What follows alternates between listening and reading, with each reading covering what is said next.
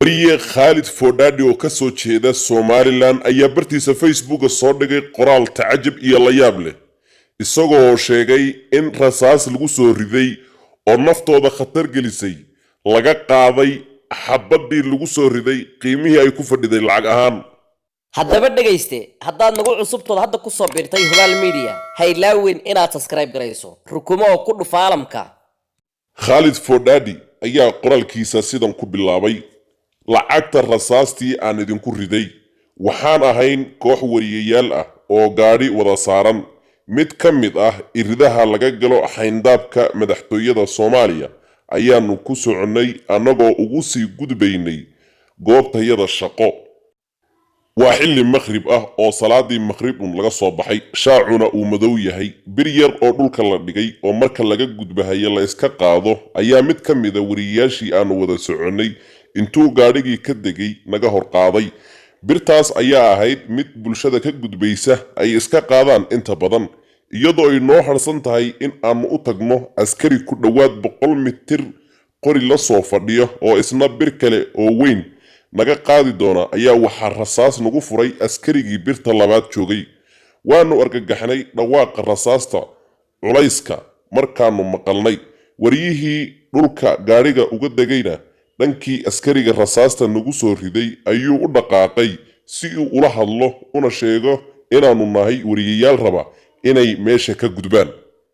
darawalkii gaariga aanu saarnayn iyo 4 wariyeyaal ayaa weli saaran gaariga oo aan ka soo degin. waxaan aragnay in wariyihii kale ee socday ee u degay askariga waadiyaha ahaa in ay murmahayaan, balse annaku uma degin oo waxaa noo yimid askari kale oo aanu ka soo gudubnay ka hor inta aan halkan soo gaadhin. kaas ayaana noo sheegay in aanu gaariga iska saarnaano oo iyagu xallin doonaan wixii khaldamay. anigu weli ma fahmin muranka ka dhaxeeya wariyihii birta naga qaaday iyo askarigii rasaasta nagu riday, balse 3 wariye oo kale oo gaariga ila saaran way fahansan yihiin waxa lagu murmi doono. arrinta la yaabka igu noqotay ayaa ah in askarigii rasaaseeyay uu doonayay lacagtii rasaastii uu nagu riday, haddii kale aanu noo ogolaan doonin in aanu ka gudubno goobta uu waardiyaha ka yahay. wuxuuna si cad u yidhi isiiya lacagta rasaastii aan idinku riday. sheekada haddaydan fahmin, wiilashan markii la rasaaseeyey ayaa haddana waxaa daalac loogu sii raacday in ay bixiyaan rasaasta lagu soo riday lacagteedii. waa arrin fajac iyo cajiib iyo cibaaro iyo naxdin iyo walwal iyo murugo leh. wuxuuna yidhi isagoo hadalkiisa sii wato, balse wariye nala socday oo fahansanaa damaca askariga ayaa u sheegay in maanta xaaladda lagu jiro aanay ahayn tii qoriga ee haddii uu nagu toogan lahaa isna rasaastaas lafteeda lagu toogan lahaa oo la marsiin lahaa sharciga, islamarkaana uuna xaq u lahayn inuu lacag rasaas uu nagu riday na weydiiyo. nasiib wanaag waanu ka gudubnay kadib dhexdhexaadin ay sameeyeen ciidan kale, balse aniga wax la yaab leh ayay igu noqotay in nala weydiiyo lacagta rasaastii nalagu riday halka ay wax iska caadi ah u ahayd iyagu.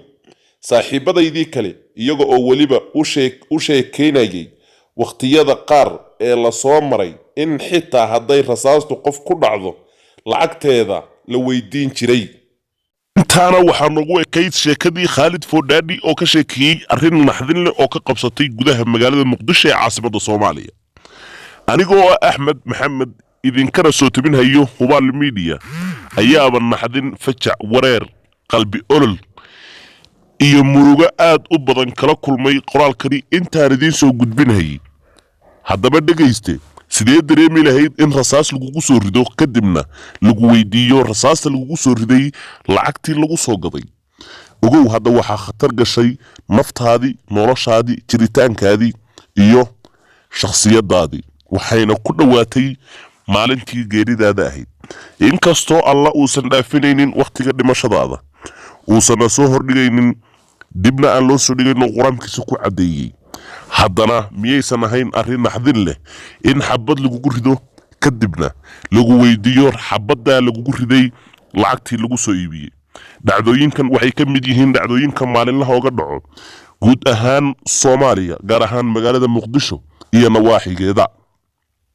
haddaba bal dareenkaadu sidii noqon lahaa nagula wadaag qaybta hoose ee commentiga. waa walaalkiin Axmed Maxamed iyo Hubaal Media oo idin leh haddii aadan horay nooga mid ahayn fadlan nagu soo bir oo subscribe saar si mar walba aad u hesho xogaha noocan oo kale ayaan kuu soo gudbinayno.